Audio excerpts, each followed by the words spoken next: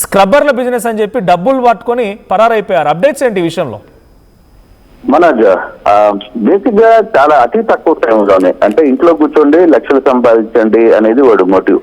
వాడు బేసిక్ గా ఒక 5 మంది ఒక టెలికాల్స్ గర్ల్స్ ని పెట్టుకున్నాడు. ఆ టెలికాల్స్ గర్ల్స్ ని ఉంచుకొని వాళ్ళ చేత ఫోన్లు చేయించడం. రెండవది సోషల్ మీడియాలో చాలా యాక్టివ్ గా వాళ్ళ చేత ప్రమోషన్ చేయించడం.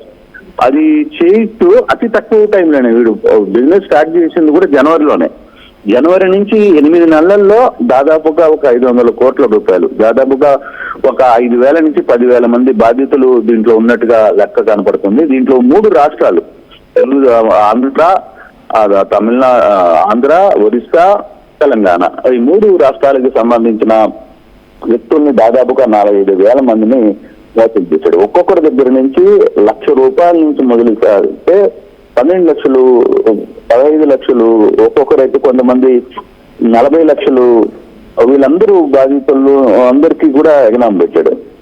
తీరా వీళ్ళందరూ తెలుసుకొని అంటే వరుసగా 2 రోజుల నుంచి, అంటే ఈ నెల ఆగస్టు నెల నుంచే వాళ్ళకి అర్థమైంది, అరే వీడు మనల్ని మోసం చేశాడు, పూర్తిగా వీడు వెళ్ళిపోయాడు అని. ఎవడైతే ఈ పసుపులేటి అంకుశం మనం రీల్స్ లో కనబడుతున్నాడో, ఈ పసుపులేటి అంకుశం కడప జిల్లాకు సంబంధించిన జిల్లాగానే మనకి అర్థమవుతుంది. అయితే ఈ ఆహారం చాలా సీరియస్ గా కొన్ని వందల మంది విజయవాడకి చేరుకుంటున్నారు ప్రతిరోజు సత్యనారాయణపురం. ఎందుకంటే వీడి షాప్ కూడా సత్యనారాయణపురంలో ఉండింది. ప్రతి సత్యనారాయణపురం పోలీస్ స్టేషన్ కి వీళ్ళందరూ అక్కడికి వచ్చి కంప్లైంట్ ఇచ్చే పరిస్థితి అయితే కనబడుతుంది. దీని మీద నిన్న వీళ్ళు ముఖ్యమంత్రిని కూడా కలిశారు. ముఖ్యమంత్రిని కలిసి ఇది మా సమస్య అన్నప్పుడు ముఖ్యమంత్రి గారు 12వ తారీఖు అపాయింట్మెంట్ ఇచ్చారు వాళ్ళకి.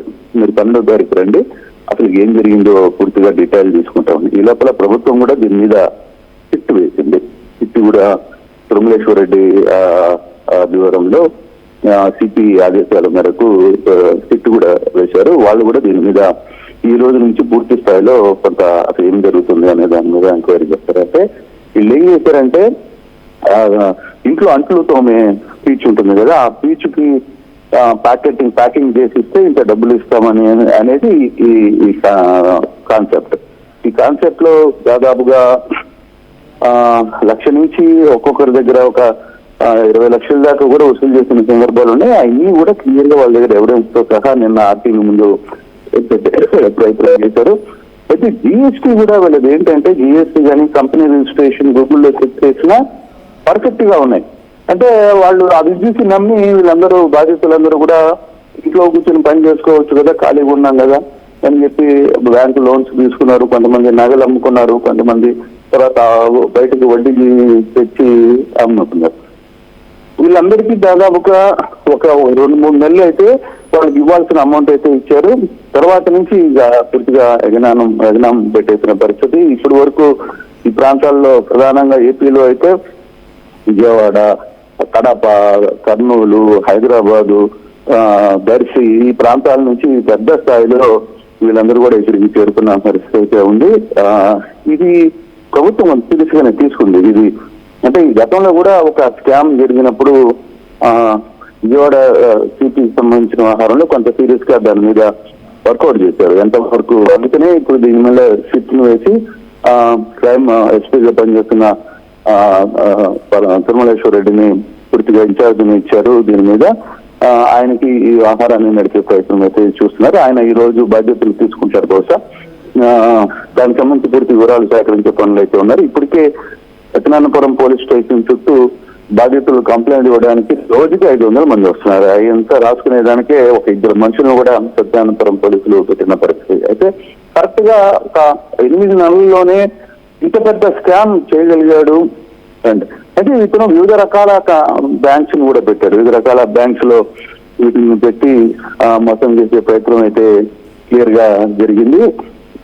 ఇప్పుడు ప్రభుత్వం ఏ విధంగా సీరియస్ గా తీసుకుంటుందో, రేపు ముఖ్యమంత్రి గారు ఎటువంటి సూచనలు ఇస్తారో కూడా తెలియదు. కానీ వీడైతే ఇప్పటికీ రీల్స్ చూస్తున్నాడు, వాడు ఫోన్ పనిచేస్తుంది, వాడు వీళ్ళు బాధ్యతలు పెట్టే మెసేజ్లు అన్నిటినీ చూస్తున్నాడు, చదువుతున్నాడు. అయితే ఇప్పుడు దాకా అయితే ఇంకా వీళ్ళని పోలీసులు కంట్రోల్లో తీసుకోవాడు. కంట్రోల్లోకి రాలి వాడు ఎక్కడున్నాడు ఏంటి అనేది అప్స్కానల్ లో ఉన్నాడు. బహుశా 2-3 రోజుల్లో నిందితులు వీళ్ళందరినీ కూడా అదుపులో తీసుకునే పరిస్థితి అయితే కనబడుతుంది. వీళ్ళు ఇన్ని బ్యాంక్స్ ద్వారా డబ్బులు మోసం చేశారు, తర్వాత తీసుకున్న డబ్బులు ఎక్కడికి పంపించారు, ఎక్కడికి ట్రాన్స్ఫర్ చేశారు అనేది చూడాలి. ఈ అంకుశంతో పాటు పసులేట అంకుశంతో పాటు మురళీరెడ్డి అనే అతను కూడా ఉన్నాడు. అతను కూడా కడపకు సంబంధించిన వ్యక్తులే. కొంతమంది మహిళల్ని కంపెనీలో పెట్టుకుని వాళ్ళ చేత ప్రమోషన్స్ చేయించి ఈ విధంగా మోసం చేశారనేది బాధితులు వాపోతున్నారు. ఈ రోజు కూడా కొన్ని వందల మంది సత్యనారాయణపురం పోలీస్ స్టేషన్ కి చేరుకుంటారనే సమాచారం అయితే ఉంటుంది. ప్రభుత్వం దీని మీద ఏ విధంగా రియాక్ట్ అవుతుందో చూడాలి. ఇప్పటికే సిట్ కూడా వేసిన నేపథ్యంలో ఏ విధంగా రియాక్ట్ అవుతారు, వారిని అదుపులో తీసుకునే ప్రయత్నం చేస్తారో, అసలు ఏం జరిగింది, ఎంత బాధితులు ఉన్నారు, తర్వాత ఎన్ని కోట్లు మోసపోయారు అనే అంశాన్ని, తర్వాత బాధితులకి న్యాయం ఏ విధంగా చేస్తారు ఏంటి అనే అంశాలు చూడాల్సిన పరిస్థితి అయితే కనబడుతుంది. Manoj right, thank you Krishnamohan. So మొత్తంగా రీల్స్ మాయలో రీల్స్ చేసినటువంటి వీడియోలను చూసి నిజంగా డబ్బులు వస్తామేమో అని చెప్పి మోసపోయారు జనమంతా కూడా. కింద మనం విజువల్లో చూస్తున్నాం, మంత్రిని కలిసినటువంటి విజువల్స్లో స్క్రబ్బర్ ప్యాడ్లు తీసుకొని వెళ్ళారు, అటు చంద్రబాబును కూడా కలిశారు. ఈ స్క్రబ్బర్లు మేము తయారు చేసేయండి, ఈ స్క్రబ్బర్లను చూసే మమ్మల్ని మోసగించారు, స్క్రబ్బర్లు మీరు తయారు చేయండి, రా మెటీరియల్స్ మేము సప్లై చేస్తామని చెప్పడంతో స్క్రబ్బర్లు తయారు చేశాం, 1,00,000 నుంచి 10 లక్షల వరకు పెట్టుబడులు పెట్టాం, ఆ తర్వాత మోసపోయామని చెప్పి లబోదిమం అంటూ ఏడుస్తూ మంత్రిని కలిశారు. సిటీ ఏర్పాటైంది, మరి చూద్దాం ఏం జరిగిద్ది అనేది. సో దయచేసి ఒకటే, ఈ సోషల్ మీడియాలో జరిగేదంతా వాస్తవం అనుకుంటే పొరపాటే. తెల్లగా కనిపించేవన్నీ నీళ్లు కాదు, తెల్లగా కనిపించే పాలు కాదు, నల్లగా కనిపించేవన్నీ నీళ్లు కాదు అన్నట్టుగా. సో పాలు నీళ్లు ఏ రకంగా తెల్లవి నల్లవి అని చెప్తుంటారో, ఈ సోషల్ మీడియా కనిపించేదంతా కూడా ఒక అభూత కల్పన.